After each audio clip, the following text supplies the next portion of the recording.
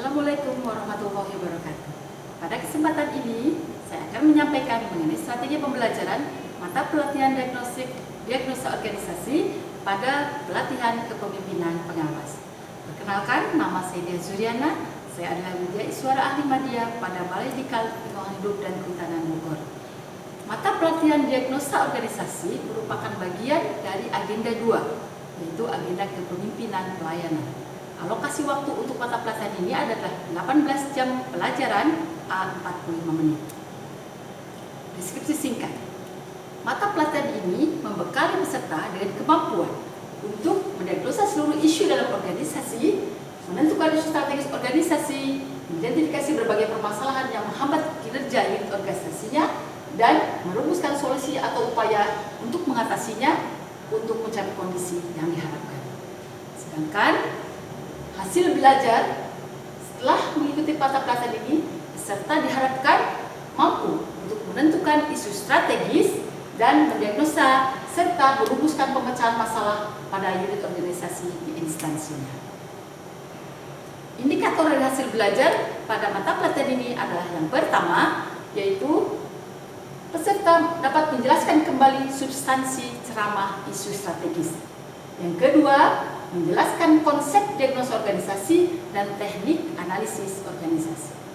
Yang ketiga, indikatornya adalah menganalisis permasalahan unit organisasi dan merumuskan pemecahannya permasalahan pelayanan publik di unit organisasi instansinya. Mata pelatihan ini memiliki 3 materi pokok. Yang pertama adalah isu strategis, yang kedua adalah konsep diagnosa organisasi dan teknik analisis organisasi, dan yang ketiga adalah analisis permasalahan unit organisasi dan merumuskan pemecahan masalah pelayanan publik di unit organisasi instansinya. Saya akan menyampaikan strategi pembelajaran untuk mata pelatihan ini. Yang pertama adalah pendahuluan. Dalam pendahuluan ini, saya akan pertama menciptakan suasana yang kondusif di dalam ruangan kelas dengan salah satu energizer permainan, yaitu taktik bunuh. Kemudian memperkenalkan diri dan juga saling mengenal dengan peserta. Yang ketiga adalah menyampaikan peran diagnosa organisasi ini dalam pelatihan kepemimpinan pengawas. Sedangkan yang 4 akan disampaikan mengenai tujuan pembelajaran mata pelajaran ini. Selanjutnya, penyajian pertama. Penyajian pertama adalah ceramah dari narasumber dengan alokasi waktu 3 jam pelajaran.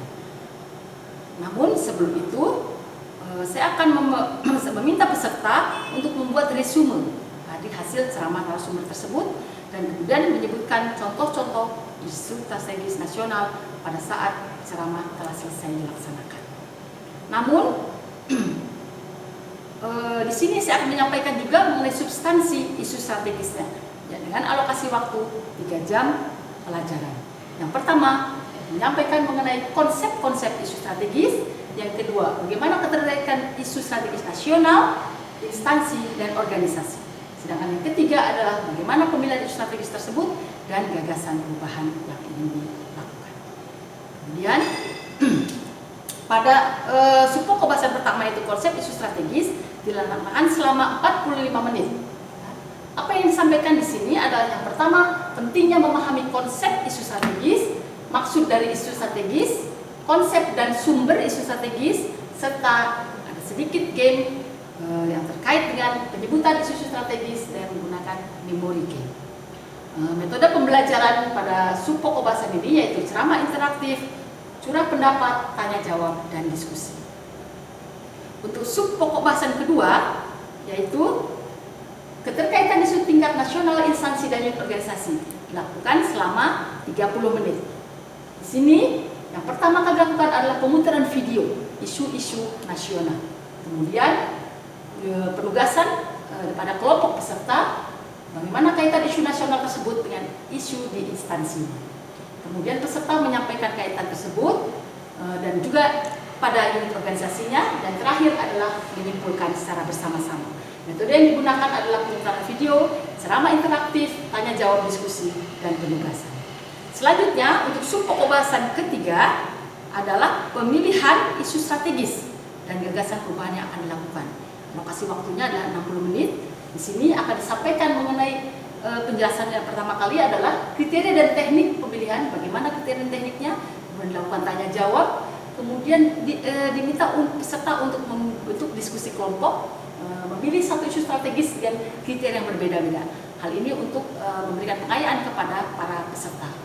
Kemudian setiap kelompok mempresentasikan secara singkat alur proses dari pemilihan isu strategis tersebut, hasil dari diskusi kelompoknya. Metode yang digunakan pada Subpoko Bahasan ini adalah ceramah interaktif, tanya jawab, diskusi, dan juga penugasan. Selanjutnya adalah penyajian kedua pada materi pokok kedua. Materi pokok kedua yaitu konsep diagnosa organisasi dan teknik analisa organisasi. Dengan alokasi waktu sebanyak 6 jam pelajaran 45 menit. Yang pertama, Subpoko Bahasan konsep diagnosa organisasi akan dilaksanakan selama 2 jam pelajaran. Apa yang disampaikan di sini itu mengenai pengertian, tujuan dan manfaat, kemudian keterkaitan isu strategis dengan diagnosa organisasi, dan kemudian bagaimana aspek-aspek dan prinsip diagnosa organisasi, kemudian menyampaikan juga tacit knowledge, bagaimana refleksi diri sebelum kita mendiagnosa, kemudian menyampaikan juga bagaimana risiko-risiko apabila kita salah mendiagnosa, dan terakhir adalah bagaimana alur pikir dalam mendiagnosa organisasi. Ini akan disampaikan dengan brainstorming, ceramah interaktif, tanya jawab, diskusi, dan juga window shopping. Hal ini untuk meningkatkan motivasi peserta bermain sambil belajar. Kemudian pada Subpoko materi kedua yaitu teknik analisa diagnosa organisasi, alokasi waktunya adalah 4 jam pelajaran. Di sini pertama akan disampaikan bagaimana pentingnya mengenal teknik analisis, dan bagaimana pentingnya mengenal teknik analisis itu bagi mendiagnosa organisasi. Kemudian masing-masing kelompok nanti peserta dibagi menjadi beberapa kelompok, kemudian tiap kelompok membahas mengenai teknik analisis. Kemudian masing-masing kelompok ini nanti akan presentasi mengenai fokusnya adalah pada kegunaan teknik analisis tersebut dan bagaimana proses teknik analisis tersebut. Kemudian terakhir kita bersama-sama menyimpulkan teknik-teknik yang telah disajikan oleh para kelompok peserta. Hal ini akan memperkaya para kelompok lainnya dalam hal teknik-teknik analisis. Menggunakan metode ceramah interaktif, tanya jawab, kerja kelompok, penugasan, dan presentasi. Selanjutnya pada penyajian ketiga yaitu dengan materi analisa permasalahan unit organisasi dan merumuskan pemecahan masalah pelayanan publik di unit organisasi. Ini dilaksanakan alokasinya adalah 9 jam pelajaran 45 menit. Di sini ada 2. Yang pertama, Subpoko bahasanya adalah diagnosa unit organisasi selama 4 jam pelajaran. Jadi peserta diminta untuk mendiagnosa unit organisasi secara berkelompok, di mana salah satu anggota kelompok tersebut menjadi narasumber. Sedangkan diagnosa unit organisasi peserta 5 jam pelajaran Subpoko bahasan ini, bagaimana nanti para peserta secara individu membuat menugas tugas menganalisis unit organisasi di instansinya masing-masing dengan pengalaman pada mendiagnosa unit organisasi di antara kelompoknya. Yang pertama ini menjelaskan tugas-tugas pokok bahasan ketiga serta manfaatnya bagi peserta. Kemudian yang kedua adalah dibuat 4 kelompok, kemudian mendiagnosa isu dan permasalahan organisasi salah satu anggota kelompok, dimulai dengan menentukan isu strategis hingga mendiagnosa dan merumuskan solusinya. Kemudian yang kedua, subpokok bahasan kedua yaitu diagnosa organisasi peserta. Nah, setiap peserta mendiagnosa isu dan permasalahan unit organisasi di instansinya masing-masing, bekerja masing-masing, dari mulai menentukan strategi, kemudian mendiagnosa organisasi sampai kepada solusi pemecahan permasalahannya.